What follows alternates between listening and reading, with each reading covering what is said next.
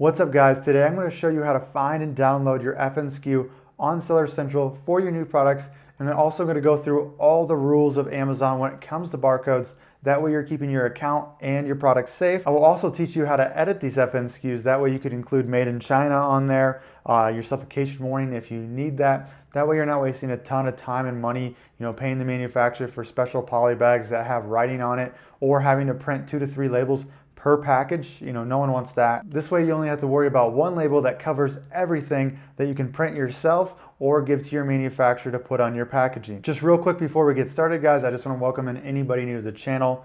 My name is Cameron James. I've been selling on Amazon for about 4 years now. My first year I did over $1.3 million in sales.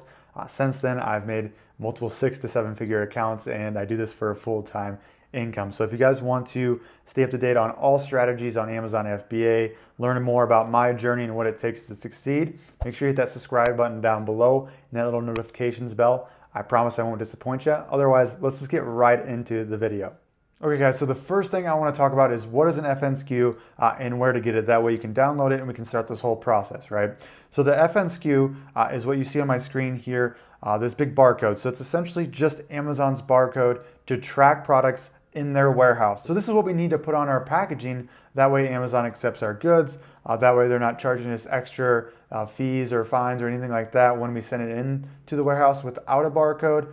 So, just to give you another example here, you can even sticker these bad boys on. This is a book, just I have laying around that has an FNSKU on it. I'll go into more details about the FNSKU and all the elements to it, but essentially it's an Amazon barcode. It's what they use to track products and everything like that. So you may be asking me right now is, what the hell is the difference between a UPC and an FNSKU?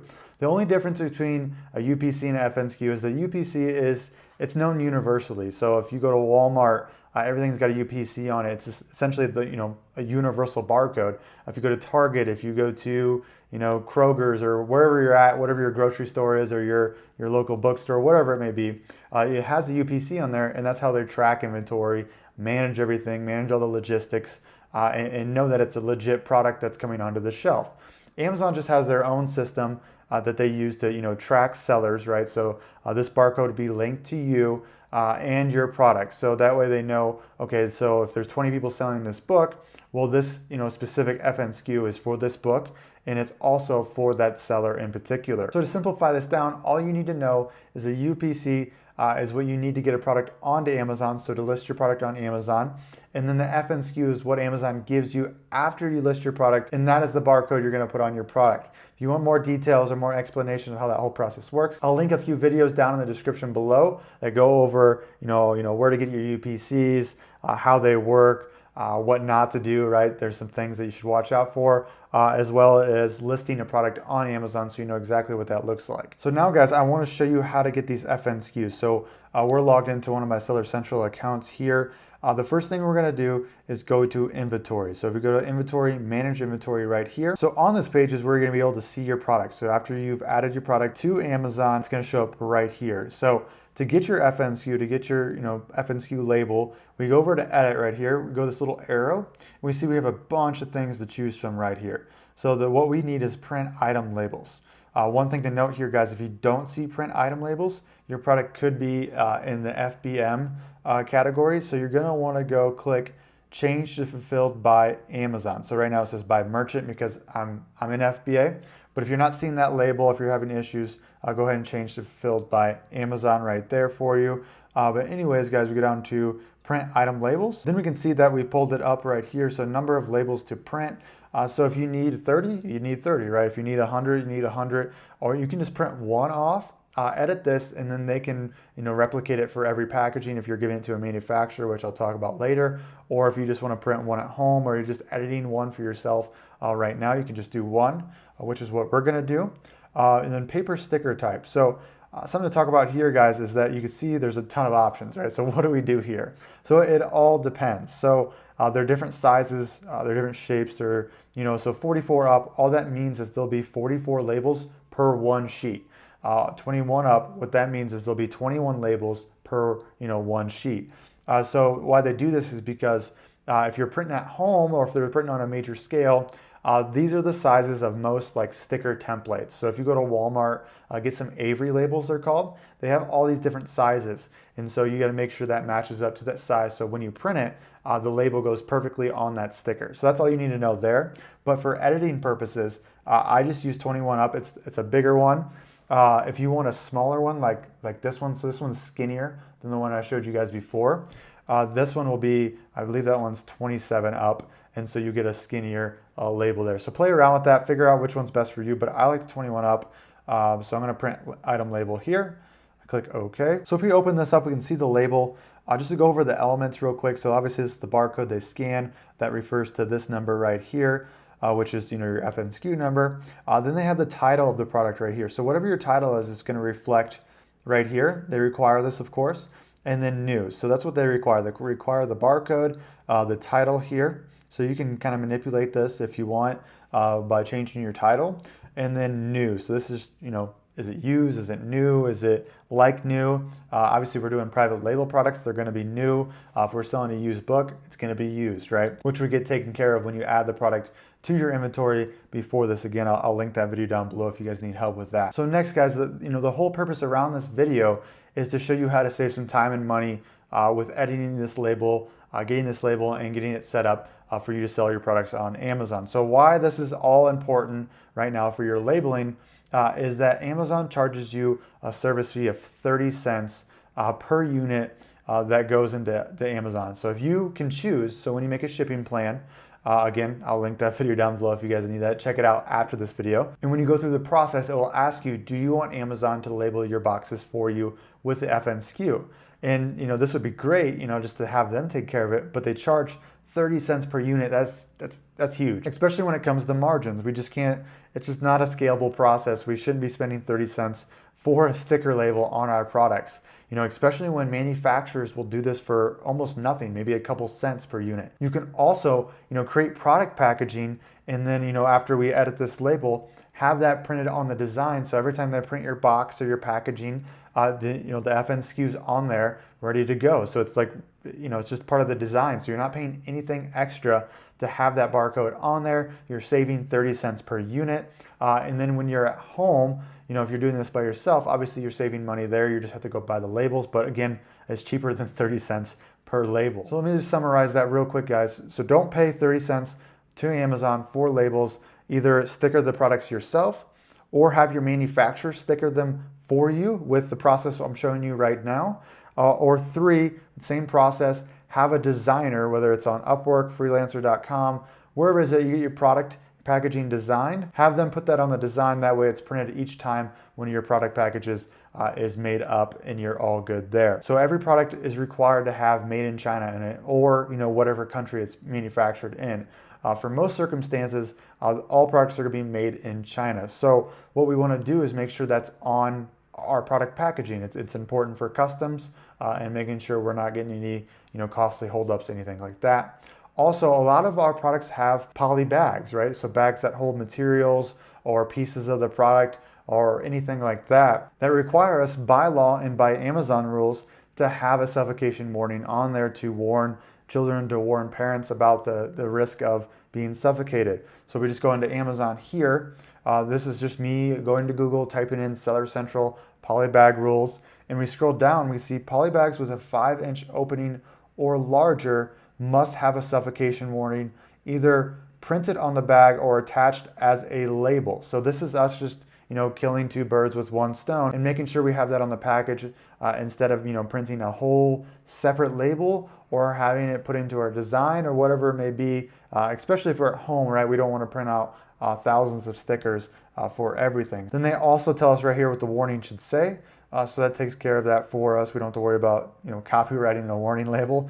It also tells us how big the maximum print should be based on your poly bag. So make sure you guys get to this page if you need it to read up on the details there. Again, everything I need when it comes to Amazon, I type in on Google, Seller Central, and then the topic, and then I get one of their seller forums and I can get into their TOS, making sure I'm not breaking any of their rules and everything like that. So the first thing, guys, here we're gonna do is grab this barcode right here and then add those things to that so we can go ahead and get everything rolling. So the first thing I'm gonna do is screenshot this label. So I'm going to do it, I zoomed in here. That way I have a better, pixel quality. It's larger for the screenshot. That way it's not blurred or distorted when it comes to actually printing this off. Why do a screenshot is because I need a JPEG or a PNG of this to edit it, because PDFs are not friendly to edit. It's a lot harder. So I'm going to grab this guy right here. Then next I'm going to go into Canva. So what Canva is just literally just an editing software. You can make,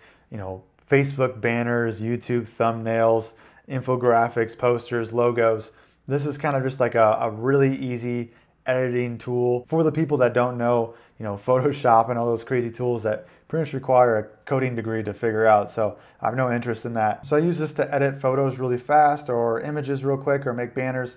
The first thing you're gonna do, again guys, this is actually free, so just go ahead and sign up for a trial. It will ask you to pay for this, to upgrade your service, but the free version is exactly what I have. So I'm gonna hit custom size here. I'm gonna type in 500 by 500 for pixel size. Again, you can play around with this, but this is all you need. I'm gonna hit create new design. So you can see here, I got a blank slate to play with right here.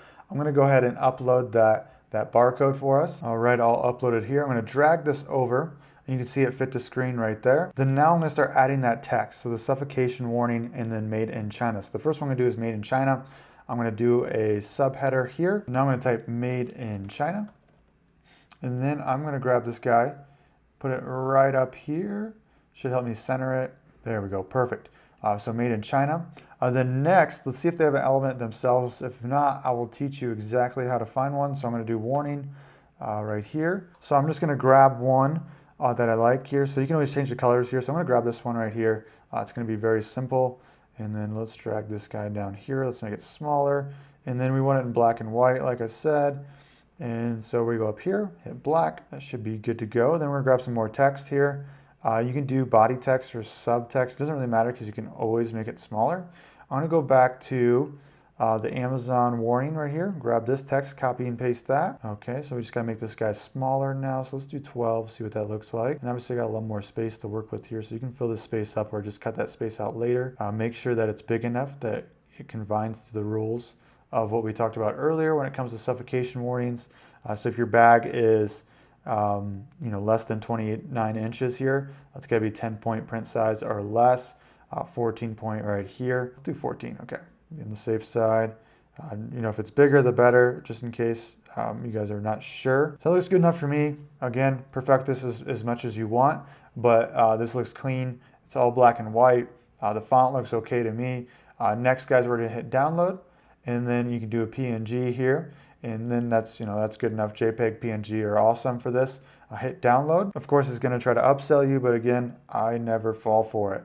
So we see here, we see our old barcode, and then we see our new one right here. And this one has made in China, obviously, on it. Has our warning label. It is all good to go to give to our designer to print ourselves to put on the packaging. That way we're not printing off a ton of different labels or trying to add all these things. We took care of it all in one step. Or you can just give it to your designer to get on the product packaging when it comes to prints. So that is it, guys, when it comes to making that barcode.